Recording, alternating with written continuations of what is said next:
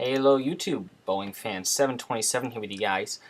This is actually a video more aimed towards JetBlue 595 and helping him out to perform the harbor visual approach runway 29 at the Portland International Jetport here on X-Plane 10. As you see here, this is my Southwest virtual first flight into the jetport. I'm actually going to pause it right about here. I'm trying to help JetBlue 595 out so he can perform the harbor visual approach going into Portland tonight with JetBlue A320. Now, the harbor visual approach, what it is basically when you're flying into Portland, you're just flying along the coast of Maine, in between a few islands, up the harbor. You'll turn right over a big bridge, and then you're going to line up with runway 29. It sounds a bit more confusing than it really is. So I'm just going to go back to my video real quick. I'm going to rewind it. So right about here, where I'm facing is right about here, right by the Cape Elizabeth Lighthouse over the Atlantic Ocean. I'm not too far off the coast. I'm at maintaining 3,000 feet. You should be at 3,000 feet until you get about towards the, once you start seeing, oh, that was my phone, someone's texting me.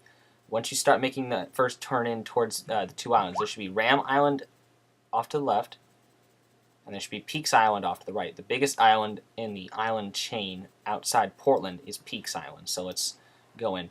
If you can see my mouse right there where my house is kind of doing like crazy epileptic stuff, that's Peaks Island right there. So we're just going to kind of move in. Right there's Ram Island, and then I don't know what that island is. That's just some little tiny rinky-dink island. So you're going to fly, if I can go back just a little bit, you're going to fly right between the two islands. If I could just get a rear view. You're going to turn left and fly right between those two islands. Right about there, you should be about 2,200 feet, and you shouldn't have a too big descent rate. You should be coming down pretty slow. The frequency up for Portland for runway 29. The ILS localizer is 109.90. So you can tune to that so you can kind of judge how high you need to be. Once you have, like if we go into the cockpit of the aircraft here, back it up. As you see there, there's the glide slope right there. Just kind of keep the glide slope path, the diamond right in the middle, so you can kind of come down at a smooth descent rate. So like I said, right about here, you're going to want to be at 3,000 feet. Gear up still once you start making that turn past Cape Elizabeth.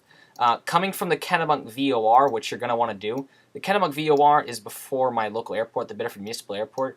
You're going to want to fly to the Kennebunk VOR. Your outbound heading from the VOR is going to be 088 degrees at 3,000 feet from the VOR. That will bring you out over the ocean and by Cape Elizabeth.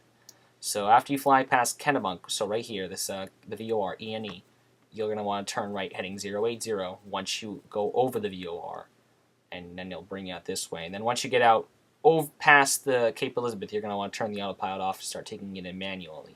So we'll go back to my video. We'll speed it up a little bit. So as you see here, once you get past Cape Elizabeth and you have these two islands in sight, you can go ahead and put the gear down, flaps 15 or so, and you can start making it in. So once you get Ram Island and Peaks Island, so Peaks Island right here, Ram Island off to your left, you're going to fly kind of up the gap and towards what that little expanse of water behind Portland. That's Back Cove, commonly referred to as Back Bay, which I don't know why. But so you're going to want to aim your aircraft towards the entrance of the cove, or kind of that one little strip of Portland. So you're going to fly in. Right about once you get between the two islands, like I said, you should be at I'm actually at 1,600 feet. All right, yeah. Screw what I said earlier. Be at 1,600 feet when you're between those two islands. Sorry about that. I'd keep you too high if you were listening to me. So yeah, be at 1,600 feet when you go between the two islands.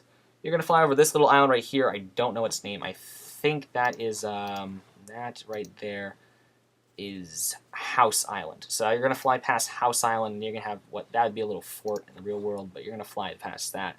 Once you see this little peninsula right here, this little area off to your left, this expanse of water that goes to the left side of Portland, that's Portland Harbor, or commonly referred to as the Fore River.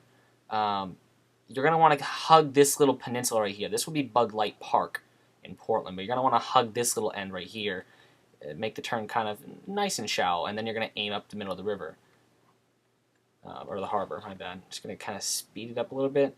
You're going to line up with this bridge right here. This bridge is the Casco Bay Bridge. Once you get over that bridge, you're going to fly out just a little ways, and you're going to want to start making a shallow right turn to kind of fly up that expansive land. I didn't do it correctly here in the for this one. I kind of turned a little late. Like once I pass over this bridge, I start turning towards the right to start hugging this coastline, because the ILS path for the glide slope is going to start coming in, and I just see here I start banking because I realized I was going to overshoot. So like I said, once you're about here, you follow that little glide path or the little needle in. It should bring you in for runway 29. You're going to fly over this little coal I think that's a coal warehouse for where coal comes in. You're going to fly over the Veterans Bridge where you placed it. And there's this little expansive land right about here. This is I-295 in Portland. And basically from there it should be self-explanatory. You just follow the glide path in. It'll bring you down. And you coming down, you coming down, you coming down. And if you do it like me, which I'm a pro, not to brag or anything, just start flaring a little bit, and you should touch down right about there. Don't float too far. The Portland jetport isn't that long. But like I said, so kind of to recap, you're going to be 3,000 feet after when you intercept the Kennebunk VOR.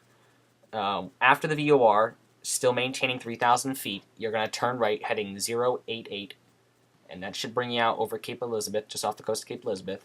Once you get over Cape Elizabeth, you should see it just sticks out in the ocean right before Portland. You're going to just kind of start hugging the coastline, and you're going to start descending.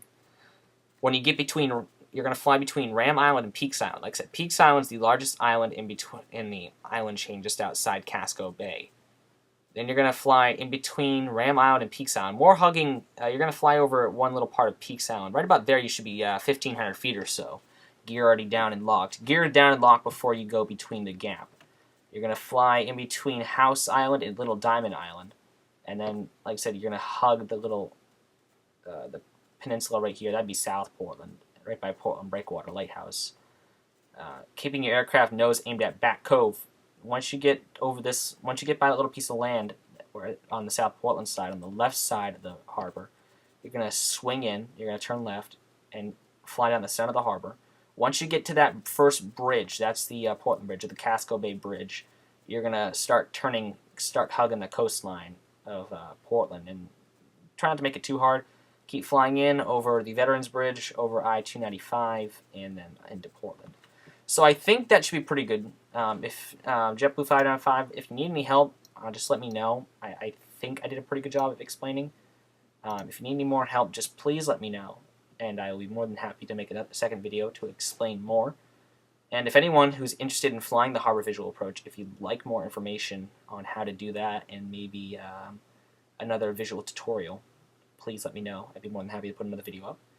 Anyways, guys, thanks for watching. Please comment, rate, and subscribe, and I'll talk to you guys later. See you.